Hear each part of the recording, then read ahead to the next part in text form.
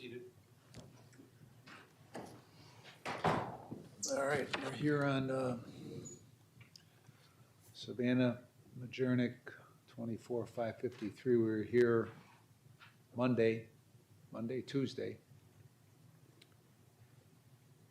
There was a plea of guilty to aggravated possession of drugs. I referred it for a pre-sentence report on drug and alcohol evaluation.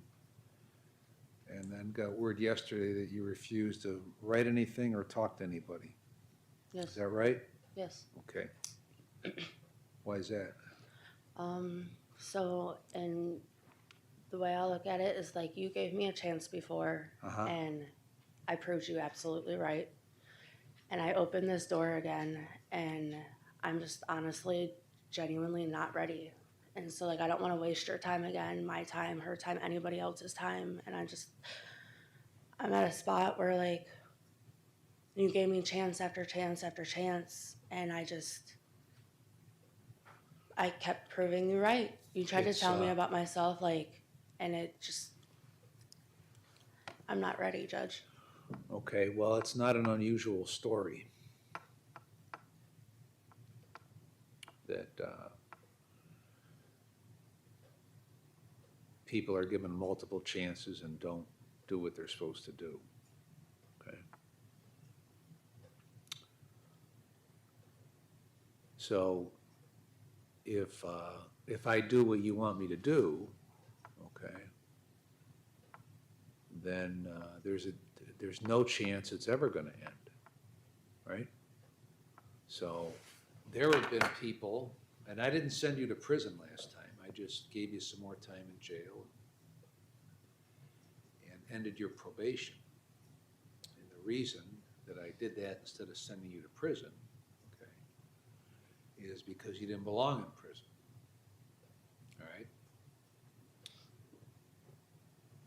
And what were the circumstances of this?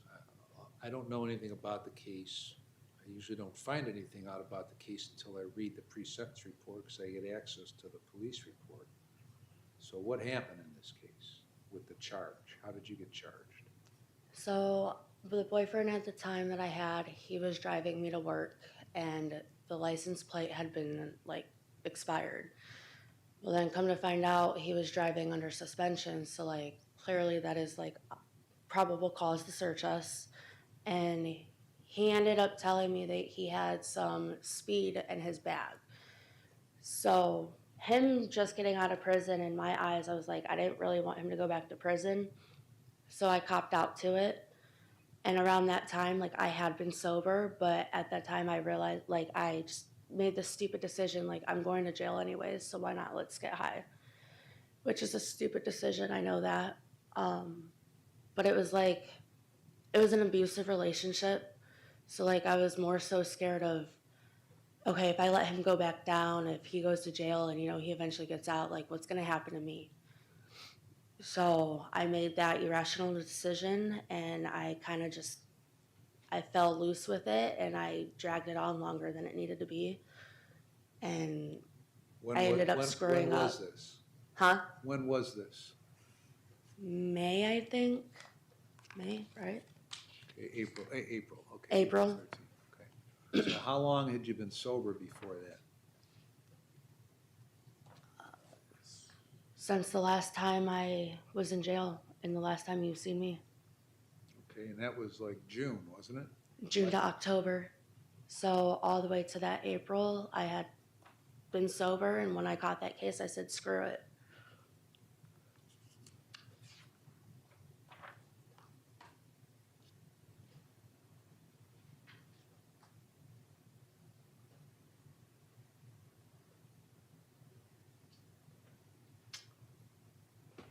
Well,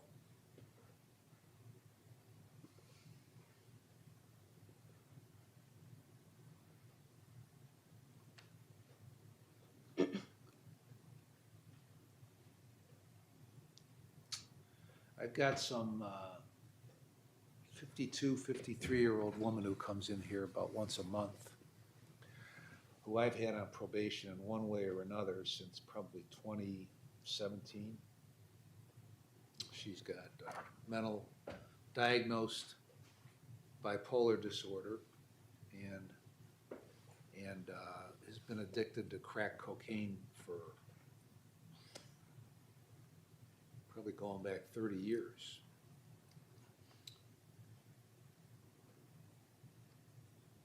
And since I've had her on probation, she's probably violated with new offenses 2 or 3 times. She'll go for periods of time where she doesn't use, then she'll stop taking her mental health meds, and that will cause a spiral, and then she'll start using. And she'll go for periods of time without doing it. Now she's been probably about 2 years without doing it, which is the longest stretch she's ever had. Okay. So the theory is, right, with a lot of people, is that once you violate probation, then the only penalty is you should just go to prison. And if you're on probation and you violate, then you should go to prison. Okay. Which is almost never the answer, because very few people go to prison and then figure out. I just had a guy in here yesterday who was 32 years old, who out of his 14 adult years has spent 9.5 years in prison of that time. And I sent him last time. And when he came back again, committing another crime, and I put him back on probation. He's violated twice. He was in here yesterday. And so the time that he has spent in prison didn't wake him up. Okay. Some people it does. I've sent people to prison, and they've gotten out and have been fine, okay, because they figured something out.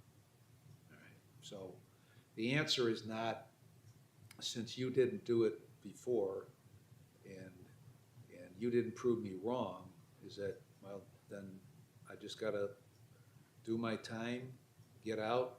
If I keep doing it, I keep doing it. If I get caught, do my time, get out. You're 24 years old, aren't you? Yeah. Okay. So here's what I want you to do. I want you to complete the pre-sentence report, complete the evaluation, come back, and we'll figure out what's the best thing to do with you. Okay. All right? Yes. So they're going to send you that paperwork again and interview you, and we'll go from there. Okay. All right? Thank you. Okay. All right.